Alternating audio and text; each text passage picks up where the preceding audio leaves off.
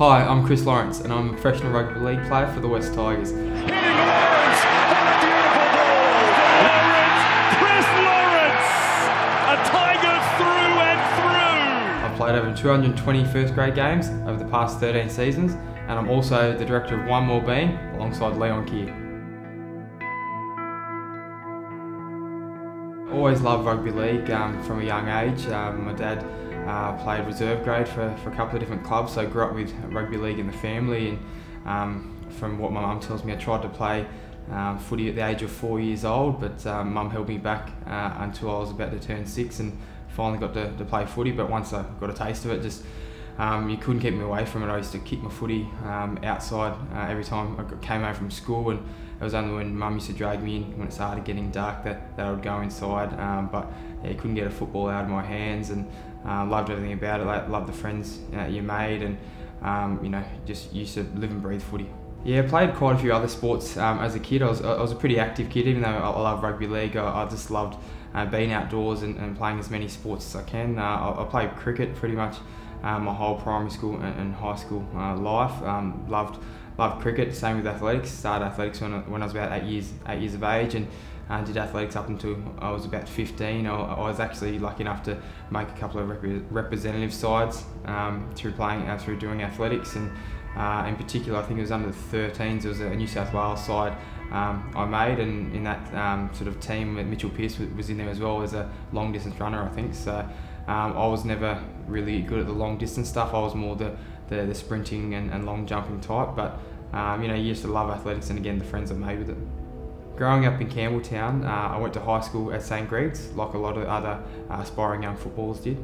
I remember being in year 7, and the first game I watched of St Greg's footy was the first grade team, and the whole school would go out on the hill and make a big guard of honour for the first grade team to run out, and yeah, the whole school would just sit on the whole game and just chant songs. And I remember sitting there with all my mates, and everyone wanted to be those first grade players. We said that's what we want to do. We just wanted to play first grade footy for St Greg's and run through that tunnel. And when it was my time to play first grade, when I was in year 10 or 11, you know, it was a pretty special experience, getting to waiting all those years and just wanting to do that and running through the tunnel, having the whole school cheering you on. But I think the best part of that was just doing it with your best mates. You spend all your school with, you know, some of the best mates, and I suppose you only look back at it now and see how special those times were, getting to do something you love with your best mates and having, you know, the atmosphere of the whole school cheering you on. As a kid, I didn't make many representative sides until I was sort of the back end of high school. It was only when I was in year 11 and 12 I started making some of the schoolboy state sides, and was lucky enough in year 12 to make the Australian schoolboy side. And actually on that tour we got to go away to England for 6 weeks, played a couple of tests against England and France, and it was actually quite a decent side. They went across the likes of Mitchell Pearce, Israel Folau, Kevin Proctor, Chris Sandow, Tim Manor. I think that was just to name a few. There was quite a number of guys in that squad that have gone on to play first grade, and again, a great trip, and my first probably proper representative side that I got to tour with, and again, made plenty of mates on that trip, and yeah, had plenty of memories for life. You had a few setbacks when I was a kid. Early on, I think when I was from about 3 or 4 years of age, and until I was about 7 or 8, had really bad asthma.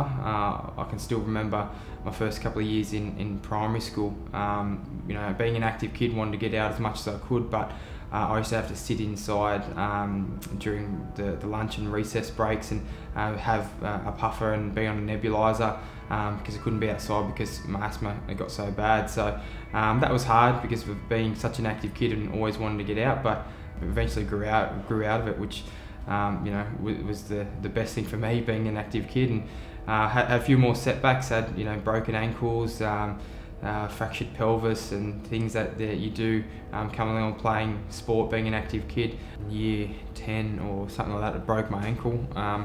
Broke my ankle playing footy for West in Harold Matthews, and got over that and came back and wanted to play first grade for St Greg's. That was, you know, you're coming through, that's all you want to do. But unfortunately, I just really struggled coming back from that ankle injury. Even after it healed, I struggled. I wasn't playing well, and actually got dropped from the St Greg's first grade side. So that was a setback, and I knew that I had to, that year 11 year, work really hard and to get that position, and it probably was only to the back end of the year of not playing and then playing out of a position that I finally got the chance to play in that first grade side in the position I wanted, and I suppose that was down to hard work. But as soon as you sort of make a bit of inroads, then that's when I had another injury with injury to my wrist, and having surgery on that. So it was frustrating because you sort of make inroads and then you don't. But then I had the same philosophy that I'll just work hard and come back, and then I'll get my position back in year 12. And then I did that as well,